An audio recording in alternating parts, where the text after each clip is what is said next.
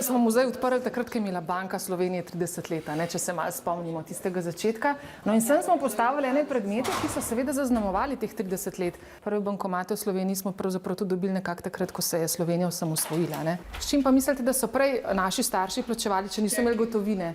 S čeki, ja. Vse je bilo treba ročno izpisati, s svinčnikom, podatke. Naučili smo se, zakaj je naprimer na denarju upodobitev mostov, ker smo pač vse države povezane z nečim in to je ista denarna valuta. Da je denar narejen iz bombaža, ima veliko teh zaščitnih znakov. Čisto levo na bankovcu vidimo eno podobo, temu rečemo vodni žig.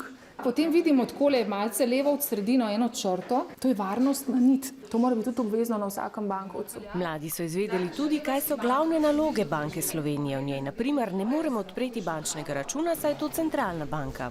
Ja, centralna banka je v bistvu glavna finančna ustanova v Sloveniji. Oskrbujemo z gotovino, zelo pomembno je, da nadziramo druge, tako imenovane poslovne banke, da jim malo gledamo pod prste, če se držijo pravil. Naš osnovni mandat pa je vzdrževati stabilno rast cen. To pomeni, da skupaj z drugimi centralnimi bankami evrskega območja z ukrepi skrbi, da cene v posameznih državah ne bi prehitro naraščale ali padale. No, račun pri Banki Slovenije pa ima na primer naša država. V njej namreč hrani denar iz državne blagajne.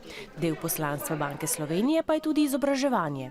Ko bodo otroci odrasli, da bodo pač skrbno znali razpolagati svojim denarjem, da bodo z njim ravnali predvsem varno. Zdaj v šolah nas naučijo plačevanje recimo položnic, pa kako bomo potem mogli ravnati z denarjem in bi bilo lepo, da se tudi enkrat to naučimo. Če bankovec po nesreči strgate, lahko prinesete nazaj na blagajno Banke Slovenije in vam ga v bistvu vzamejo, pa vam dajo novega za enako vrednost nazaj. Kaj mislite, kaj se z njimi zgodi? Peljemo jih v bistvu tak razrez, na take mini rezance z njimi naredimo in potem se jih pelje v sežigalnico, to se potem sežge. V muzeju lahko tudi potežkate pravcato palico zlata in preverite, za koliko takšnih palic tehtate. Lahko pa rešite tudi kviz, poskusite uravnati inflacijo in se fotografirate na 2 milijonih evrov.